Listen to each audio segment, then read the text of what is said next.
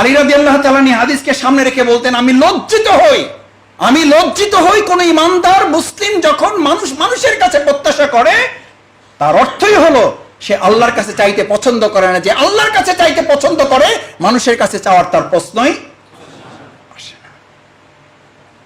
ওয়াইজা স্তানতা ফাস্তাইন বিল্লাহ, তোমার যা কিছু চাওয়া পাওয়ার মনে করার কার কাছে চাও?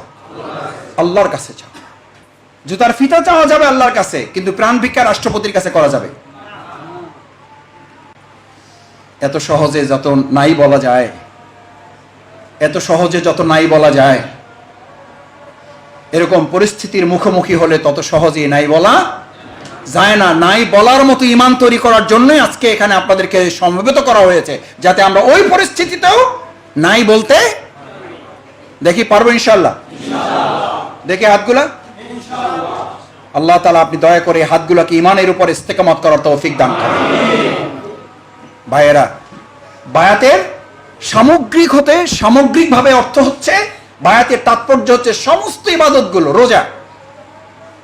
রোজা কি ইবাদত? বায়াতের ইবাদত। 1 সেকেন্ড আগে 1 সেকেন্ড পরে আপনার চুক্তিটা কি? আল্লাহ তাআলা একটা চুক্তিতে আবদ্ধ করেছেন। এটা কি খিদার সাথে সম্পর্ক নাকি চুক্তির সাথে সম্পর্ক?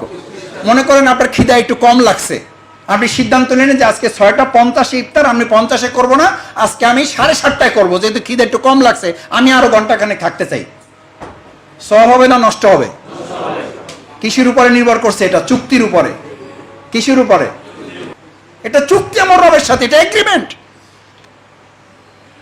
ফাঁসির মঞ্চ আপনার কাছে দাঁড়িয়ে গেলে আপনি বলবেন, এরকম ফাঁসির মঞ্চ আমার ঈমানকে সামান্য সময়ের জন্য নষ্ট করতে